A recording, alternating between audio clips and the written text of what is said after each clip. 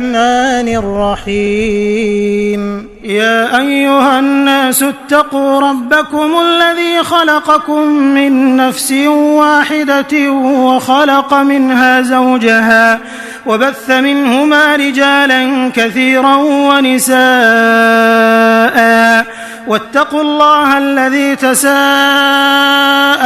به والأرحام إن الله كان عليكم رقيبا. وآتوا اليتامى أموالهم ولا تتبدلوا الخبيث بالطيب ولا تأكلوا أموالهم إلى أموالكم إنه كان حوبا كبيرا. وإن خفتم ألا تقسطوا في اليتامى فانكحوا ما طاب لكم من النساء مثنى وثلاث ورباع، فإن خفتم ألا تعدلوا فواحدة أو ما ملكت أيمانكم ذلك أدنى ألا تعولوا. وآتوا النساء صدقاتهن نحلة، فإن طبن لكم عن شيء منه نفسا فكلوه هنيئا مريئا. ولا تؤتوا السفهاء أموالكم التي جعل الله لكم قياما وارزقوهم فيها واكسوهم وقولوا لهم قولا معروفا. وابتلوا اليتامى حتى إذا بلغوا النكاح فإن آنستم منهم رشدا فادفعوا إليهم أموالهم ولا تأكلوها إسرافا وبدارا أن يكبروا. ومن كان غنيا فليستعفف ومن كان فقيرا فليأكل بالمعروف. فإذا دفعتم إليهم أموالهم فأشهدوا عليهم وكفى بالله حسيبا. للرجال نصيب مما ترك الوالدان والأقربون وللنساء نصيب مما ترك الوالدان والأقربون مما قل منه أو كثر نصيبا مفروضا. وإذا حضر القسمة أولو القربى واليتامى والمساكين فارزقوهم منه وقولوا لهم قولا معروفا. وليخشى الذين لو تركوا من خلفهم ذرية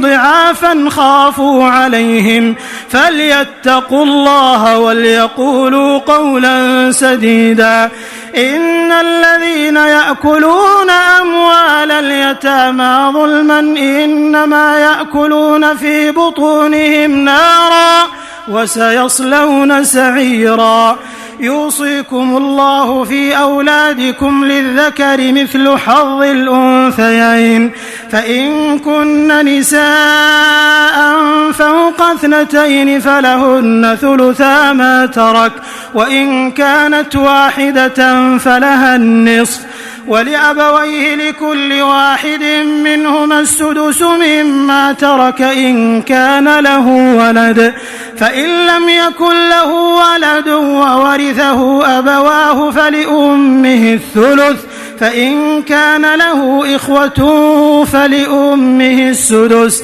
من بعد وصية يوصي بها أو دين. آباؤكم وأبناؤكم لا تدرون أيهم أقرب لكم نفعا فريضة من الله إن الله كان عليما حكيما. ولكم نصف ما ترك أزواجكم إن لم يكن لهن ولد، فإن كان لهن ولد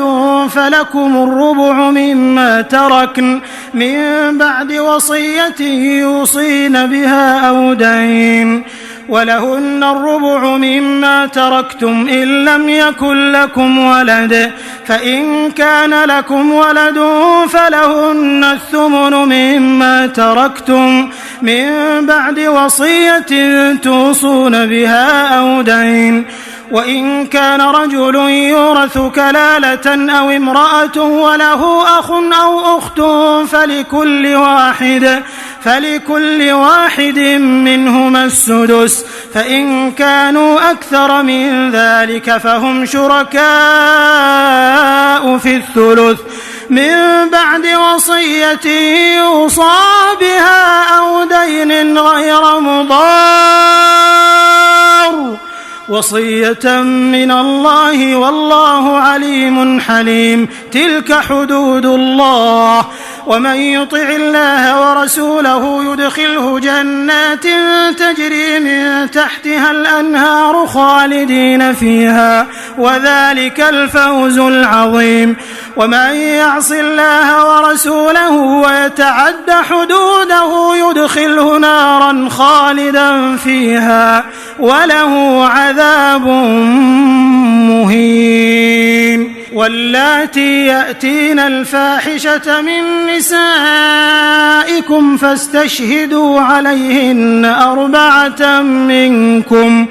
فإن شهدوا فأمسكوهن في البيوت حتى يتوفاهن الموت أو يجعل الله لهن سبيلا. واللذان يأتيانها منكم فآذوهما، فإن تابا وأصلحا فأعرضوا عنهما، إن الله كان توابا رحيما. إنما التوبة على الله للذين يعملون السوء بجهالة ثم يتوبون من قريب فأولئك يتوب الله عليهم، وكان الله عليما حكيما. وليست التوبة للذين يعملون السيئات حتى إذا حضر أحدهم الموت قال إني تبت الآن، ولا الذين يموتون وهم كفار أولئك أعتدنا لهم عذابا أليما. يا أيها الذين آمنوا لا يحل لكم أن ترثوا النساء كرها ولا تعضلوهن لتذهبوا ببعض ما آتيتموهن إلا أن يأتين بفاحشة مبينة، وعاشروهن بالمعروف، فإن كرهتموهن فعسى أن تكرهوا شيئا ويجعل الله فيه خيرا كثيرا. وإن أردتم استبدال زوج مكان زوج وآتيتم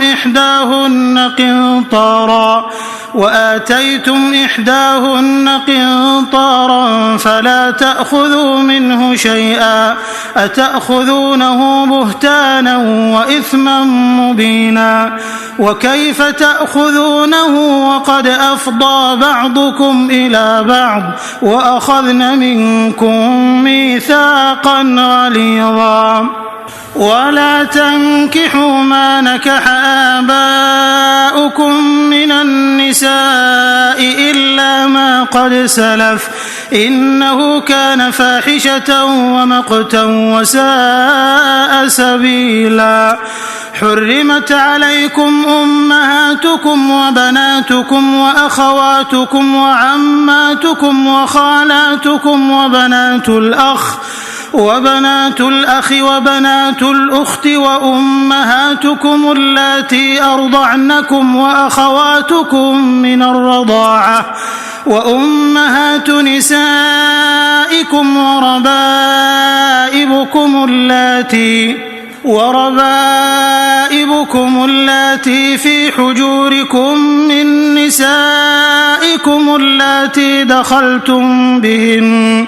فإن لم تكونوا دخلتم بهن فلا جناح عليكم. وحلائل أبنائكم الذين من أصلابكم، وأن تجمعوا بين الأختين إلا ما قد سلف، إن الله كان غفورا رحيما. والمحصنات من النساء إلا ما ملكت أيمانكم كتاب الله عليكم نسائكم وأحل لكم ما وراء ذلكم أن تبتغوا بأموالكم محصنين غير مسافحين، فما استمتعتم به منهن فآتوهن أجورهن فريضة، ولا جناح عليكم فيما تراضيتم به من بعد الفريضة،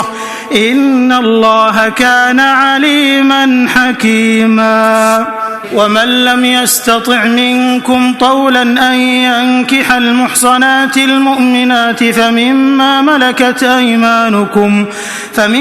ملكت أيمانكم من فتياتكم المؤمنات، والله أعلم بإيمانكم بعضكم من بعض، فانكحوهن بإذن أهلهن وآتوهن أجورهن بالمعروف محصنات غير مسافحات ولا متخذات أخدان، فإذا أحصن فإن أتين بفاحشة فعليهن نصف ما على المحصنات من العذاب، ذلك لمن خشي العنة منكم، وأن تصبروا خير لكم، والله غفور رحيم.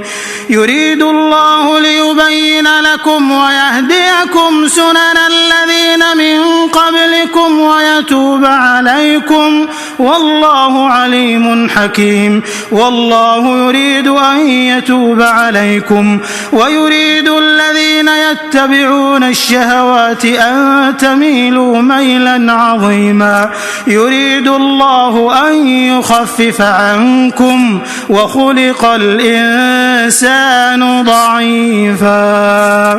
يا أيها الذين آمنوا لا تأكلوا أموالكم بينكم بالباطل إلا أن تكون تجارة عن تراض منكم، ولا تقتلوا أنفسكم إن الله كان بكم رحيما. ومن يفعل ذلك عدوانا وظلما فسوف نصليه نارا، وكان ذلك على الله يسيرا. إن تجتنبوا كبائر ما تنهون عنه نكفر عنكم سيئاتكم وندخلكم مدخلا كريما. ولا تتمنوا ما فضل الله به بعضكم على بعض، للرجال نصيب مما اكتسبوا وللنساء نصيب مما اكتسبن، واسألوا الله من فضله إن الله كان بكل شيء عليما. ولكل جعلنا موالي مما ترك الوالدان والأقربون والذين عقدت أيمانكم فآتوهم نصيبهم إن الله كان على كل شيء شهيدا. الرجال قوامون على النساء بما فضل الله بعضهم على بعض وبما أنفقوا من أموالهم، فالصالحات قانتات حافظات للغيب بما حفظ الله، واللاتي تخافون نشوزهن فعظوهن واهجروهن في المضاجع واضربوهن، فإن أطعنكم فلا تبغوا عليهن سبيلا إن الله كان عليا كبيرا. وإن خفتم شقاق بينهما فابعثوا حكما من أهله وحكما من أهلها إن يريدا إصلاحا يوفق الله بينهما إن الله كان عليما خبيرا. واعبدوا الله ولا تشركوا به شيئا وبالوالدين إحسانا وبذي القربى واليتامى والمساكين والجار ذي القربى والجار الجنب والصاحب بالجنب وابن السبيل وما ملكت أيمانكم إن الله لا يحب من كان مختالا فخورا الذين يبخلون ويأمرون الناس بالبخل ويكتمون ما آتاهم الله من فضله وأعتدنا للكافرين عذابا مهينا والذين ينفقون أموالهم رئاء الناس ولا يؤمنون بالله ولا باليوم الآخر ومن يكن الشيطان له قرينا فساء قرينا وماذا عليهم لو آمنوا بالله واليوم الآخر وأنفقوا مما رزقهم الله وكان الله بهم عليما إن الله لا يظلم مثقال ذرة وإن تك حسنة يضاعفها ويؤت من لدنه أجرا عظيما فكيف إذا جئنا من كل أمة بشهيد وجئنا بك على هؤلاء شهيدا يومئذ يود الذين كفروا وعصوا الرسول لو تسوى بهم الأرض ولا يكتمون الله حديثا يا أيها الذين آمنوا لا تقربوا الصلاة وأنتم سكارى حتى تعلموا ما تقولون ولا جنبا إلا عابري سبيل حتى تغتسلوا وإن كنتم مرضى أو على سفر أو جاء أحد منكم من الغائط أو لامستم النساء فلم تجدوا ماء فتيمموا صعيدا طيبا فامسحوا بوجوهكم وأيديكم إن الله كان عفوا غفورا ألم تر إلى الذين أوتوا نصيبا من الكتاب يشترون الضلالة ويريدون أن تضلوا السبيل والله أعلم بأعدائكم وكفى بالله وليا وكفى بالله نصيرا من الذين هادوا يحرفون الكلم عن مواضعه ويقولون سمعنا وعصينا واسمع غير مسمع وراعنا ليا بألسنتهم وطعنا في الدين ولو أنهم قالوا سمعنا وأطعنا واسمع وانظرنا لكان خيرا لهم وأقوم ولكن لعنهم الله بكفرهم فلا يؤمنون إلا قليلا يا أيها الذين أوتوا الكتاب آمنوا بما نزلنا مصدقا لما معكم من قبل أن نطمس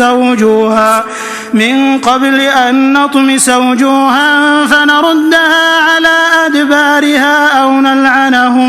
أو نلعنهم كما لعنا أصحاب السبت وكان أمر الله مفعولا إن الله لا يغفر أن يشرك به ويغفر ما دون ذلك لمن يشاء ومن يشرك بالله فقد افترى إثما عظيما ألم تر إلى الذين يزكون أنفسهم بل الله يزكي من يشاء ولا يظلمون فتيلا انظر كيف يفترون على الله الكذب وكفى به إثما مبينا ألم تر إلى الذين أوتوا نصيبا من الكتاب يؤمنون بالجبت والطاغوت ويقولون للذين كفروا هؤلاء أهدى من الذين آمنوا سبيلا أولئك الذين لعنهم الله ومن يلعن الله فلن تجد له نصيرا أم لهم نصيب من الملك فإذا لا يؤتون الناس نقيرا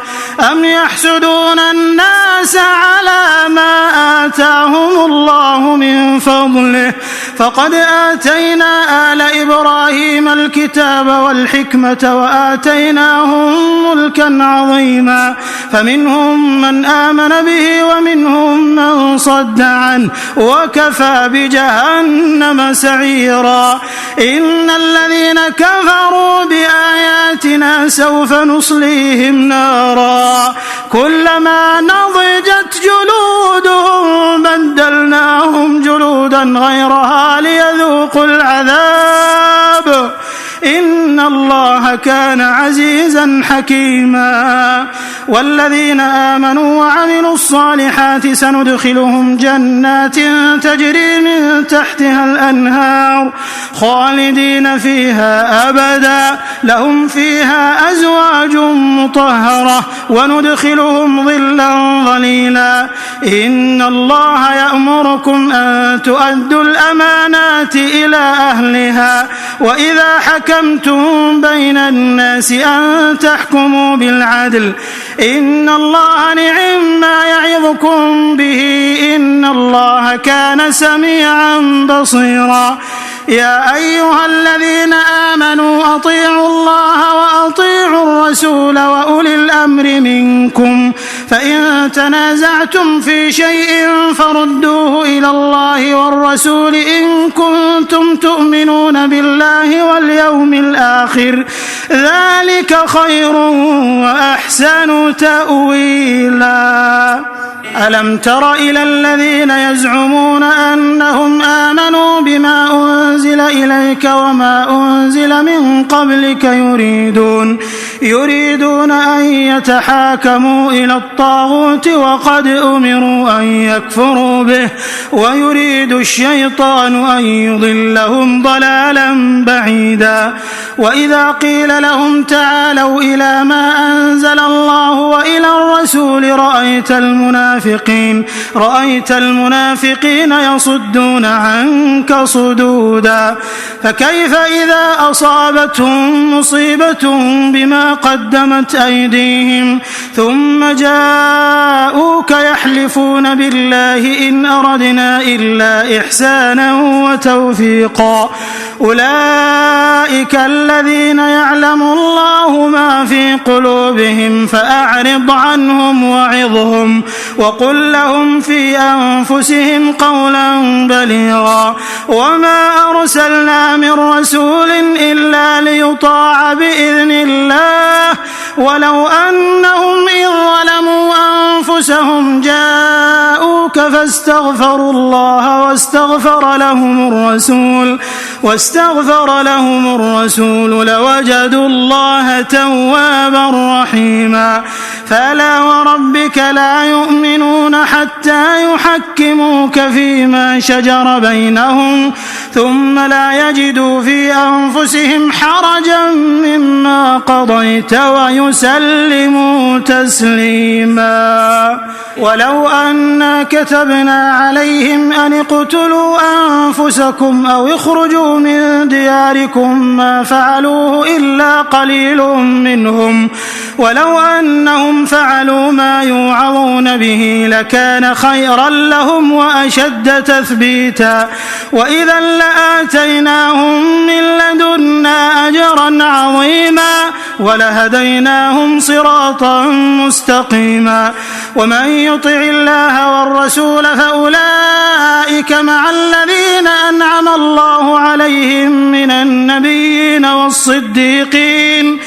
النبيين والصديقين والشهداء والصالحين وحسن أولئك رفيقا ذلك الفضل من الله وكفى بالله عليما يا أيها الذين آمنوا خذوا حذركم فانفروا ثبات أو انفروا جميعا وإن منكم لمن ليبطئن فإن أصابتكم مصيبة قال قال قد أنعم الله علي إذ لم أكن معهم شهيدا ولئن أصابكم فضل من الله ليقولن كأن لم تكن بينكم وبينه مودة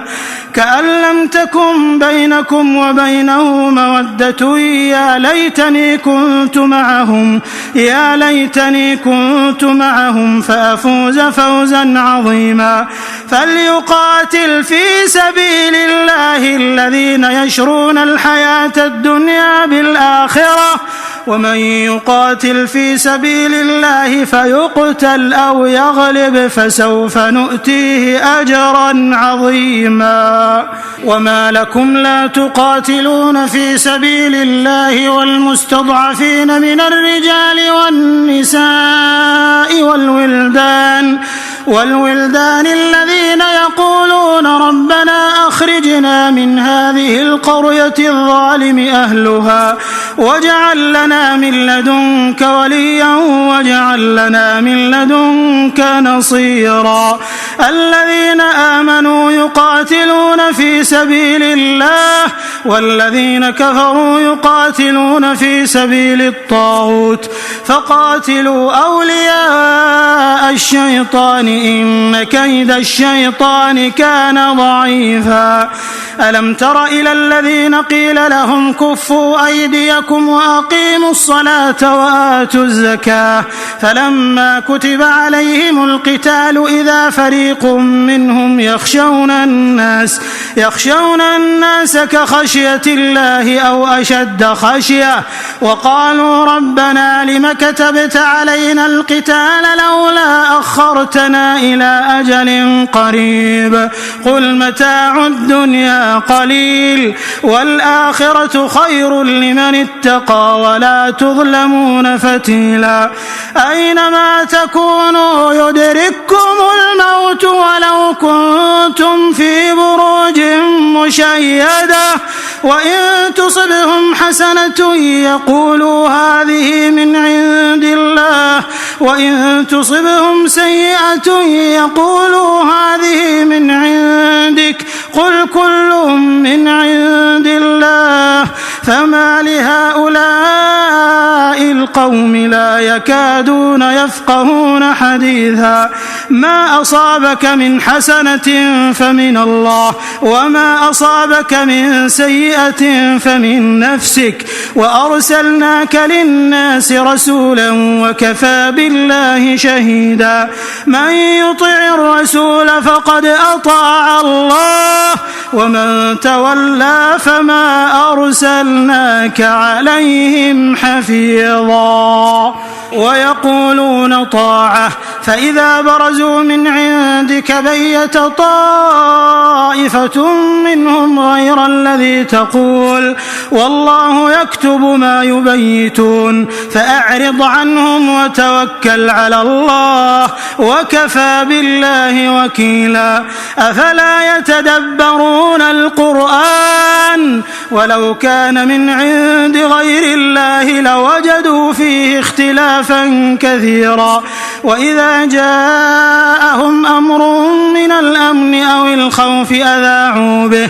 ولو ردوه إلى الرسول وإلى أولي الأمر منهم لعلمه الذين يستنبطونه منهم ولولا فضل الله عليكم ورحمته لاتبعتم الشيطان إلا قليلا فقاتل في سبيل الله لا تكلف إلا نفسك وحرض المؤمنين عسى الله أن يكف بأس الذين كفروا والله أشد بأسا وأشد تنكيلا من يشفع شفاعة حسنة يكن له نصيب منها ومن يشفع شفاعة سيئة يكن له كفل منها وكان الله على كل شيء مقيتا وإذا حييتم بتحية فحيوا بأحسن منها أو ردوها إن الله كان على كل شيء حسيبا الله لا إله إلا هو ليجمعنكم إلى يوم القيامة لا ريب فيه ومن أصدق من الله حديثا.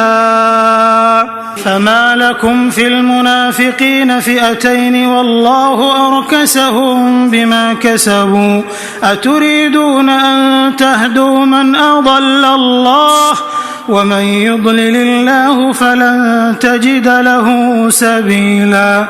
ودوا لو تكفرون كما كفروا فتكونون سواء فلا تتخذوا منهم أولياء حتى يهاجروا في سبيل الله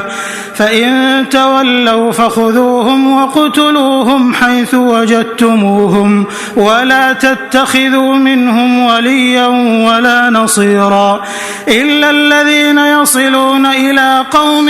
بينكم وبينهم ميثاق أو جاءوكم حصرت صدورهم أن يقاتلوكم أو يقاتلوا قومهم ولو شاء الله لسلطهم عليكم فلقاتلوكم فإن اعتزلوكم فلم يقاتلوكم وألقوا إليكم السلم فما جعل الله لكم عليهم سبيلا.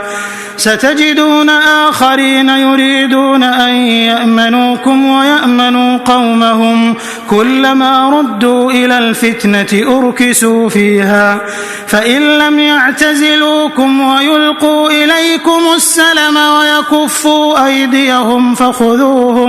فخذوهم وقتلوهم حيث ثقفتموهم وأولئكم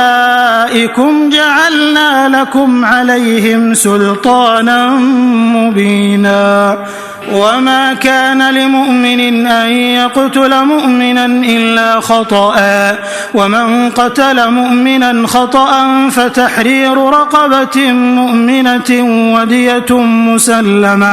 ودية مسلمة إلى أهله إلا أن يصدقوا فإن كان من قوم عدو لكم وهو مؤمن فتحرير رقبة مؤمنة وإن كان من قوم بينكم وبينهم ميثاق فدية مسلمة إلى أهله وتحرير رقبة مؤمنة فمن لم يجد فصيام شهرين متتابعين توبة من الله وكان الله عليما حكيما. ومن يقتل مؤمنا متعمدا فجزاؤه جهنم خالدا فيها وغضب الله عليه ولعنه وأعد له عذابا عظيما. يا أيها الذين آمنوا إذا ضربتم في سبيل الله فتبينوا ولا تقولوا لمن ألقى إليكم السلام لست مؤمنا تبتغون عرض الحياة الدنيا فعند الله مغانم كثيرة كذلك كنتم من قبل فمن الله عليكم فتبينوا إن الله كان بما تعملون خبيرا. لا يستوي القاعدون من المؤمنين غير أولي الضرر والمجاهدون في سبيل الله بأموالهم وأنفسهم فضل الله المجاهدين بأموالهم وأنفسهم على القاعدين درجة وكلا وعد الله الحسنى وفضل الله المجاهدين على القاعدين أجرا عظيما درجات منه ومغفرة ورحمة وكان الله غفورا رحيما.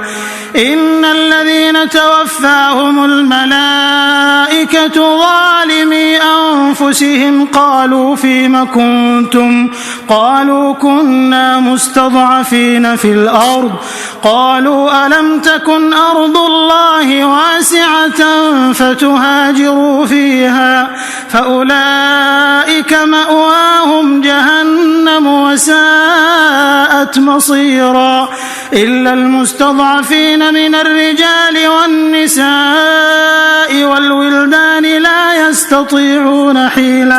لا يستطيعون حيلة ولا يهتدون سبيلا فأولئك عسى الله أن يعفو عنهم وكان الله عفوا غفورا ومن يهاجر في سبيل الله يجد في الأرض مراغما كثيرا وسعة ومن يخرج من بيته مهاجرا إلى الله ورسوله ثم يدركه الموت فقد وقع أجره على الله وكان الله غفورا رحيما وإذا ضربتم في الأرض فليس عليكم جناح أن تقصروا من الصلاة إن خفتم أن يفتنكم الذين كفروا إن الكافرين كانوا لكم عدوا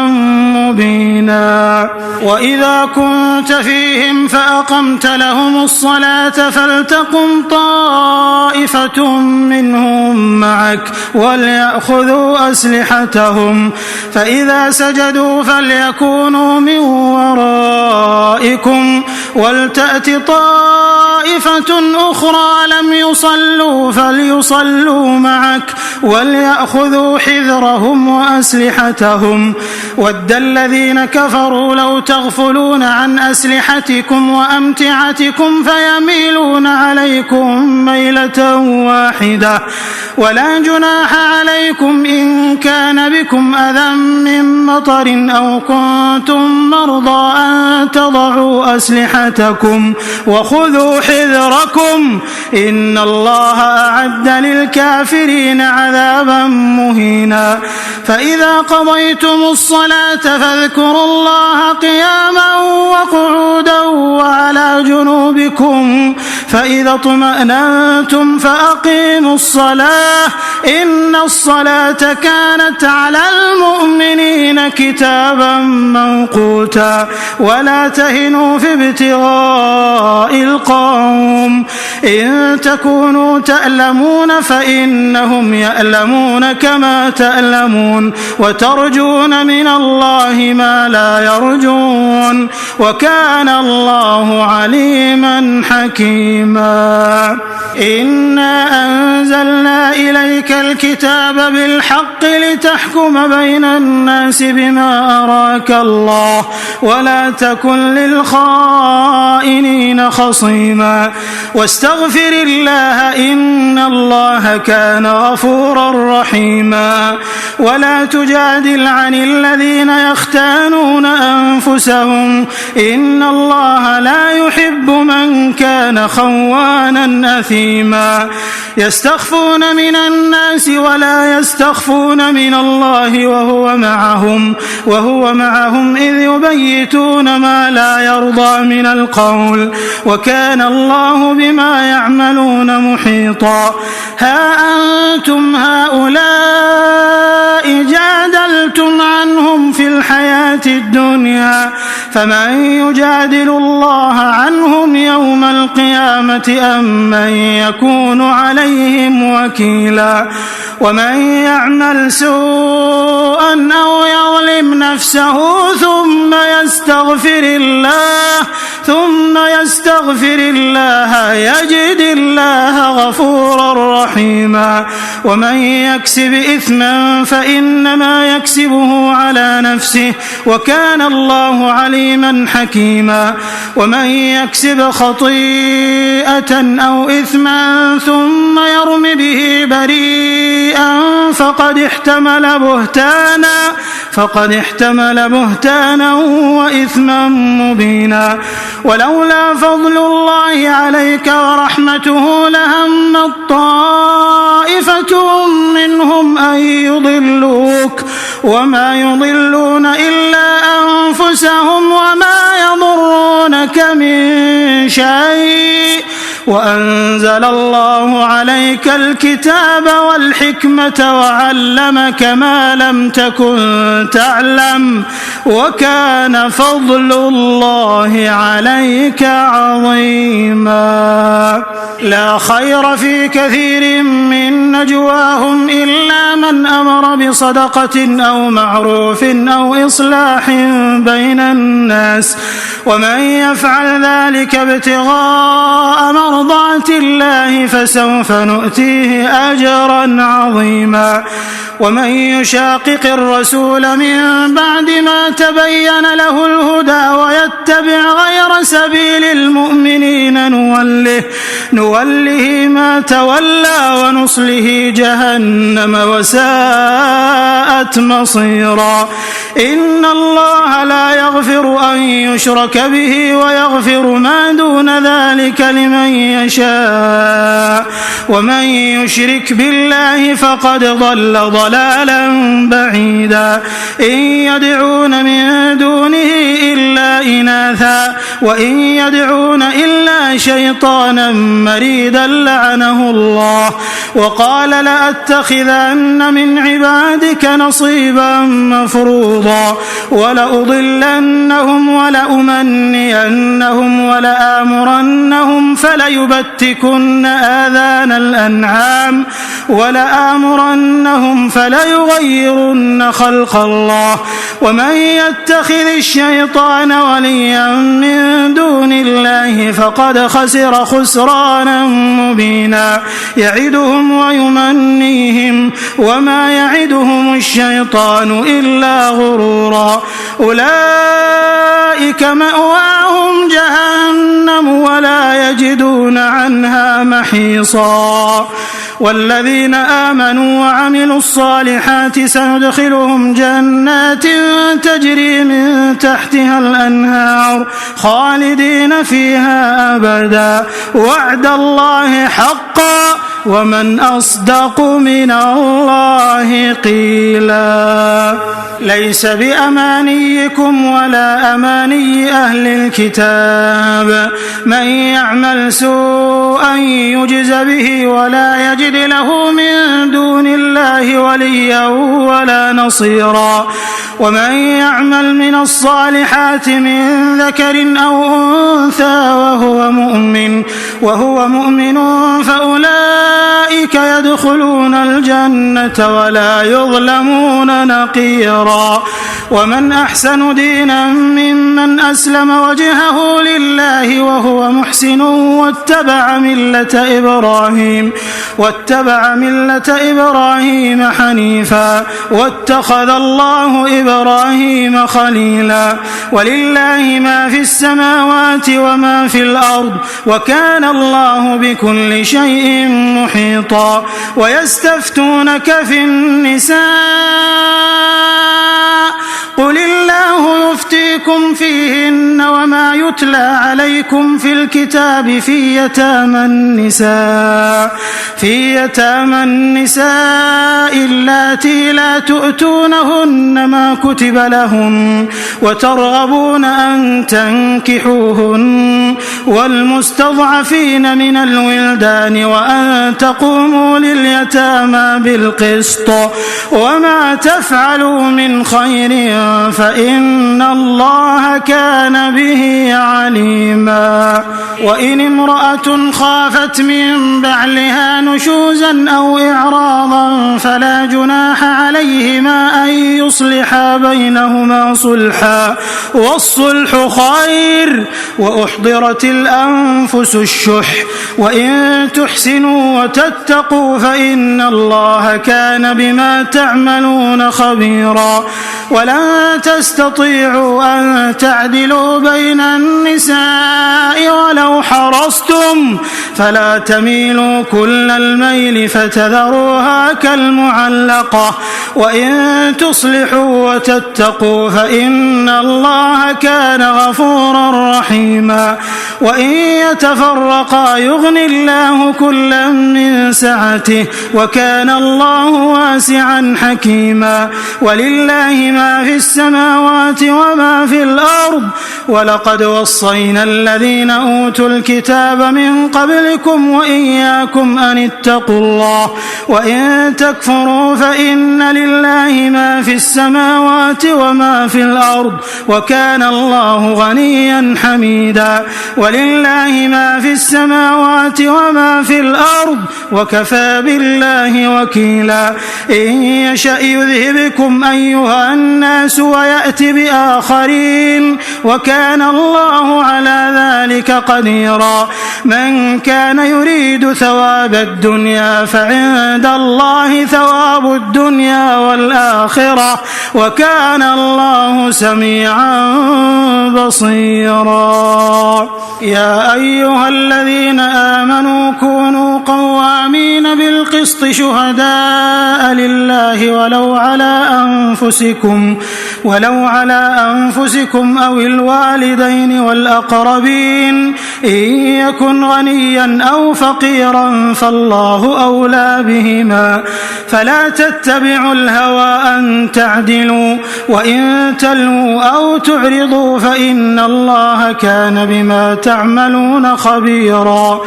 يا أيها الذين آمنوا بالله ورسوله والكتاب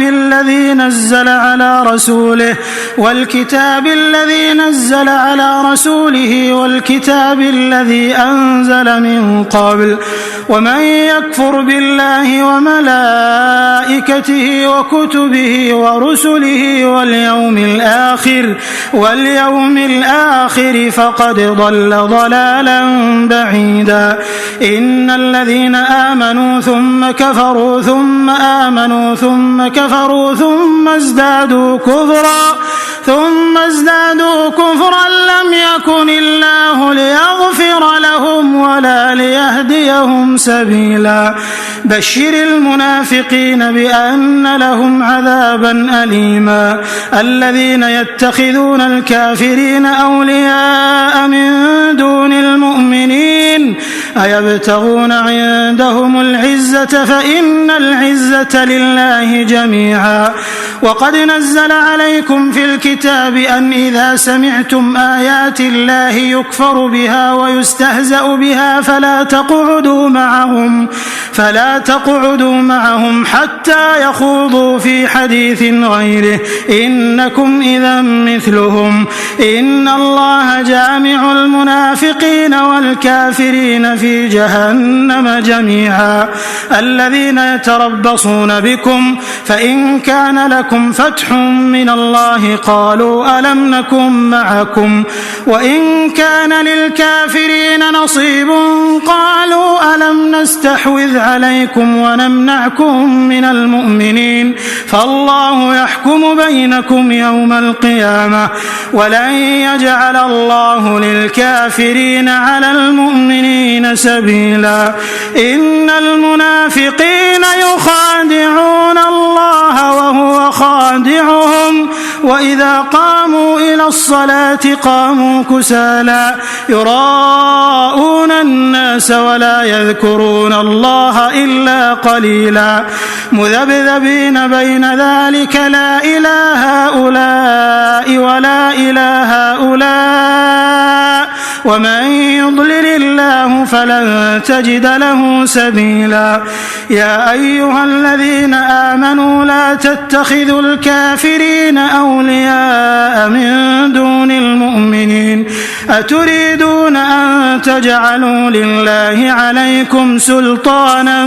مبينا إن المنافقين في الدرك الأسفل من النار ولن تجد لهم نصيرا إلا الذين تابوا وأصلحوا واعتصموا بالله وأخلصوا دينهم لله فأولئك مع المؤمنين وسوف يؤتي الله المؤمنين أجرا عظيما. ما يفعل الله بعذابكم إن شكرتم وآمنتم وكان الله شاكرا عليما. لا يحب الله الجهر بالسوء من القول إلا من ظلم وكان الله سميعا عليما. إن تبدوا خيرا أو تخفوه أو تعفو عن سوء فإن الله كان عفوا قديرا. إن الذين يكفرون بالله ورسله ويريدون أن يفرقوا بين الله ورسله ويقولون نؤمن ببعض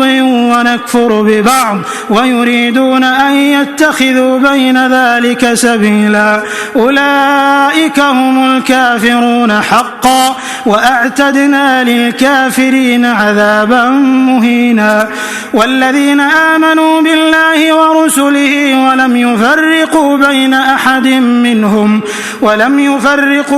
أحد منهم أولئك سوف يؤتيهم أجورهم وكان الله غفورا رحيما. يسألك أهل الكتاب أن تنزل عليهم كتابا من السماء فقد سألوا موسى أكبر من ذلك فقالوا أرنا الله جهرة فأخذتهم الصاعقة بظلمهم ثم اتخذوا العجل من بعد ما جاءتهم البينات فعفونا عن ذلك وآتينا موسى سلطانا مبينا. ورفعنا فوقهم الطور بميثاقهم وقلنا لهم ادخلوا الباب سجدا وقلنا لهم لا تعدوا في السبت وأخذنا منهم ميثاقا غليظا. فبما نقضهم ميثاقهم وكفرهم بآيات الله وقتلهم الأنبياء بغير حق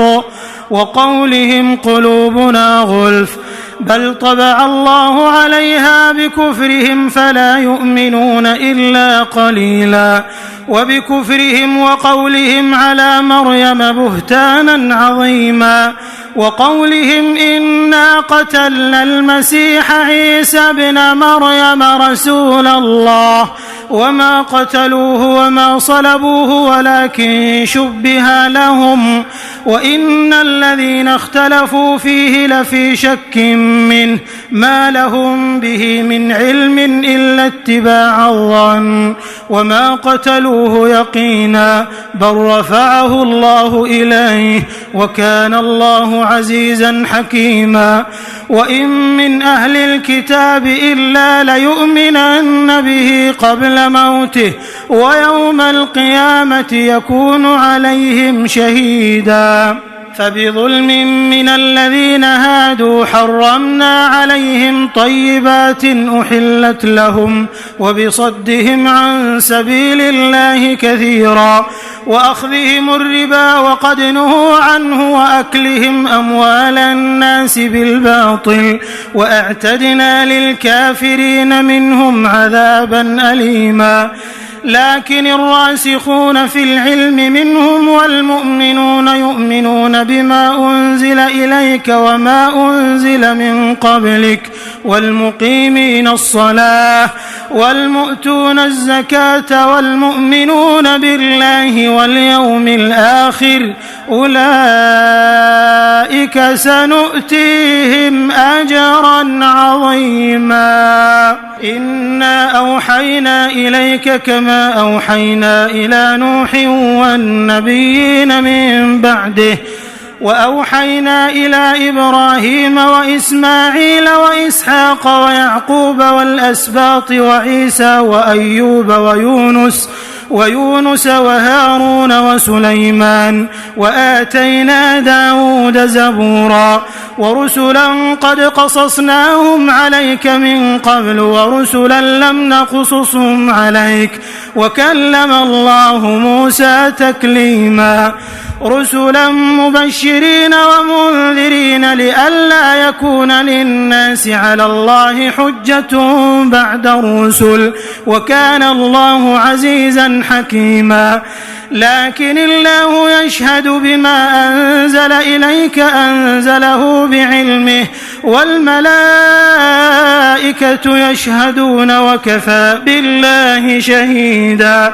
إن الذين كفروا وصدوا عن سبيل الله قد ضلوا ضلالا بعيدا إن الذين كفروا وظلموا لم يكن الله ليغفر لهم ولا ليهديهم طريقا إلا طريق جهنم خالدين فيها أبدا وكان ذلك على الله يسيرا يا أيها الناس قد جاءكم الرسول بالحق من ربكم فآمنوا خيرا لكم وإن تكفروا فإن لله ما في السماوات والأرض وكان الله عليما حكيما يا أهل الكتاب لا تغلوا في دينكم ولا تقولوا على الله إلا الحق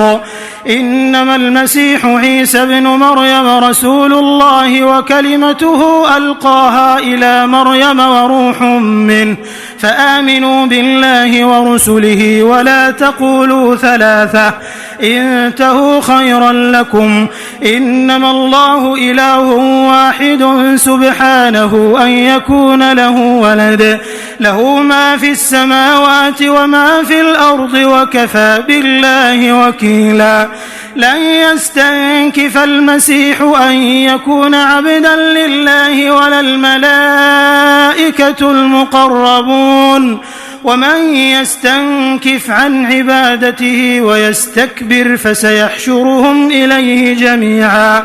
فأما الذين آمنوا وعملوا الصالحات فيوفيهم أجورهم ويزيدهم من فضله وأما الذين استنكفوا واستكبروا فيعذبهم عذابا أليما ولا يجدون لهم من دون الله وليا ولا نصيرا يا أيها الناس قد جاءكم برهان من ربكم وأنزلنا إليكم نورا مبينا فأما الذين آمنوا بالله واعتصموا به فسيدخلهم في رحمة منه وفضل ويهديهم إليه صراطا مستقيما يستفتونك قل الله يفتيكم في الكلالة إن امرؤ هلك ليس له ولد وله أخت فلها نصف ما ترك وهو يرثها إن لم يكن لها ولد فإن كانت اثنتين فلهما الثلثان مما ترك وإن كانوا إخوة رجالا ونساء فللذكر مثل حظ الأنثيين يبين الله لكم أن تضلوا والله بكل شيء عليم